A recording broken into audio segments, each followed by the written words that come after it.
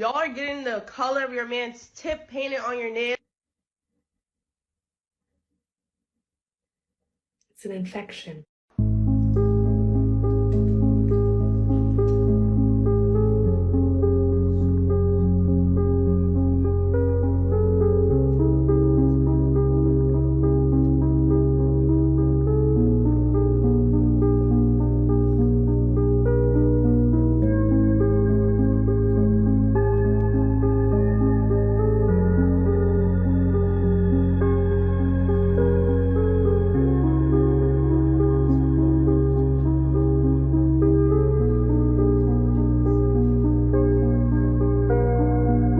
I require all my guests to use the bathroom outside. Hi, my name is Ivy Bloom, and this is my outdoor potty area. I used to let my friends use the bathroom in my house, but I've since learned how unsanitary that is. Before entering the potty area, I require guests to put on these foot covers, and first-timers are required to read the rules. The most important rule is to dig at least 6 inches from an existing stick, because that's where another guest has dug a hole. It's pretty simple. You just dig a hole, do what you have to do, and put your toilet paper on top. I provide seeds that must be placed inside to keep my garden growing, and once that's placed inside, you cover it up with the dirt you dug up, and then place some leaves on top. The last thing you have to do is mark the spot with one of these sticks. I do live in Arizona and it gets really hot, so I provide a bucket with refreshments and snacks that visitors can snack on while using the bathroom. And yes, there is a privacy curtain. Once that's done, they can take the covers off their feet and wash them in this bucket. Then they have to place them in this jar so that the next guest can use them. Once my guest is done using the bathroom, I require them to sign this journal. And I do respectfully ask for tips because maintaining this area can get a little expensive.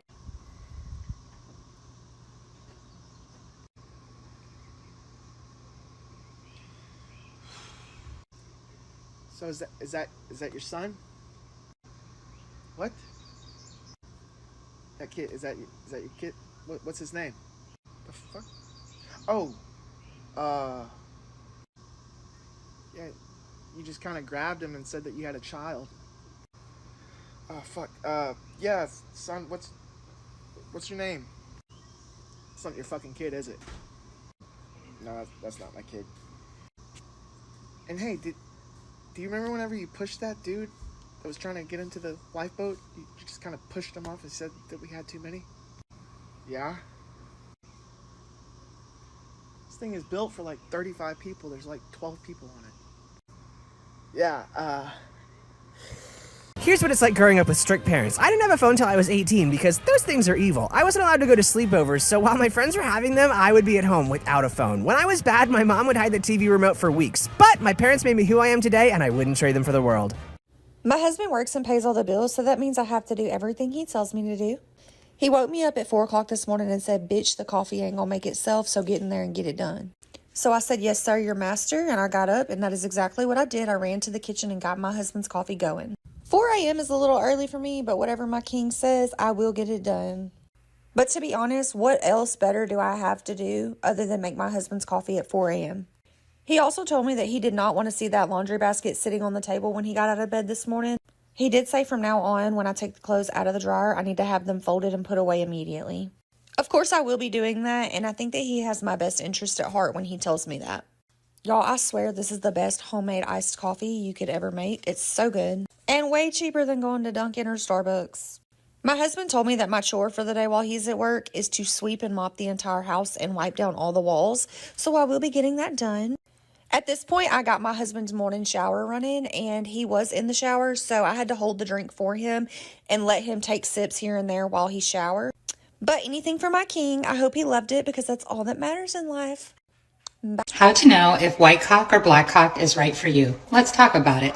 It's important to know that both will get the job done, but depending on your needs and what you need to fill, one is definitely better than the other. In my case, I will be choosing the black cock for the front. If you are working with a large gap or hole, you will see that this is going to work beautifully. Now for the back door, my preference is a white cock. As you can see here, the slit that I need to fill is much smaller. Now I know some of you may be thinking it's a little excessive to have 2 different cocks to get the job done, but I am all about the max efficiency in the shortest amount of time. It's also important to have the right size tip for the hole that you need to fill. Even if your cock is well used and pretty beat up like this one, don't worry, it will still work. Now the black cock is fairly new to me, but I did decide to go with a larger tip due to the size of the hole that I am working with today. You're going to want to hold it firmly and apply light pressure to the tip, and then gently rub it into the crease or hole that you are wanting to fill. It can be a little nerve-wracking at first, but don't be afraid to really get in there. Go ahead and really work it into the area, as any excess mess can be cleaned up at a later time. Once you have filled the hole, you're going to want to take your finger and gently rub along everywhere you have put the cock. I advise that you use a glove for protection. Fortunately, I didn't have one handy and I was eager to get the job done, so I went ahead and went without. Not afraid, I think this gives a very smooth finish. Pro tip, you're always going to want to keep a rag around if you're not using a glove, just to clean the excess mess off of your hands. Sometimes it gets a little sticky when it gets hard. Now that it is hard, I am very satisfied with the result.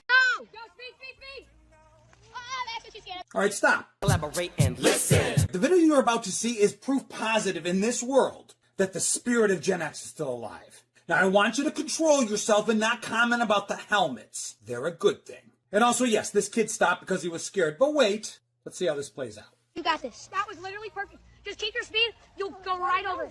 Remember that guy? We either all were or had a friend just like him.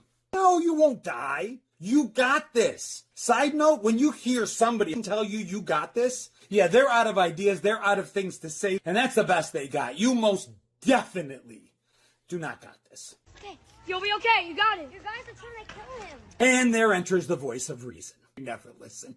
He has protection. Ready, Carter? Carter is so not ready. Full speed. Let's go, Carter. Oh, shit. Walk it off. Rub some dirt on it. Don't think about it. It won't hurt. Well, you didn't die, did ya? You'll be fine. Problem was you didn't go fast enough. Try again. Like, follow, and share if this was you. 40 years ago? Donald Trump is going to be assassinated this year before the upcoming 2024 election. His death is what is ultimately going to cause a civil war in the United States. If you want to know what the Civil War will look like, go to any movie theater and just watch the movie Civil War.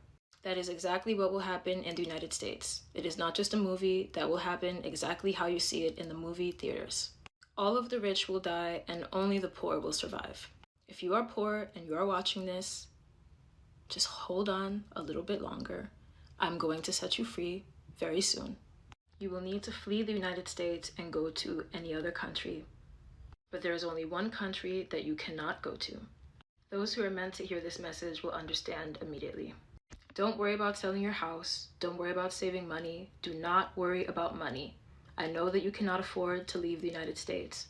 My husband and I will single-handedly fund any and every poor person that wants to leave the United States. But again, that is only if you are willing to sacrifice all material possessions. All of it. You need to listen to my instructions very closely and do exactly as I tell you. You can go anywhere you want in the world. Think about the most beautiful place that you could think of. Africa. Anywhere. You can go anywhere you want in the world. Anywhere. All of you will get to pick exactly where it is you want to go.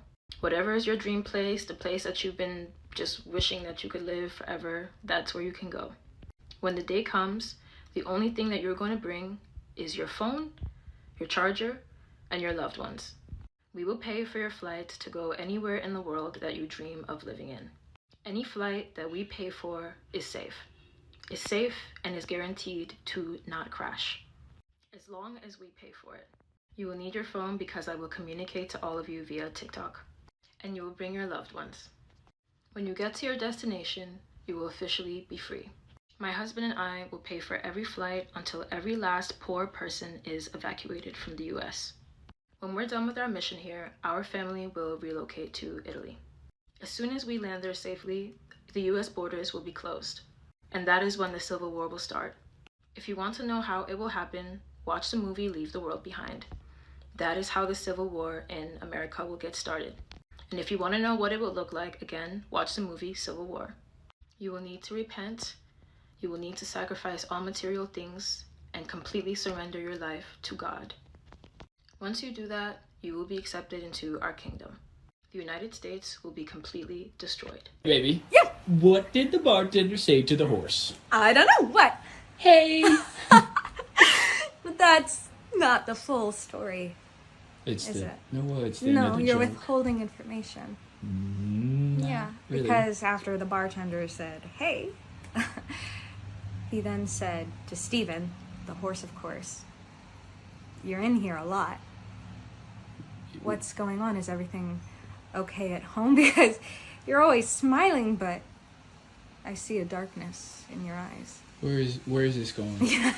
I mean, that's what Steven said.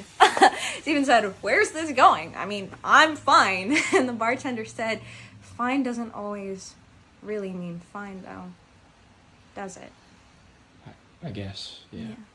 He said, "You're always clopping around town." But who are you clopping for? But he's a horse. He has to clop.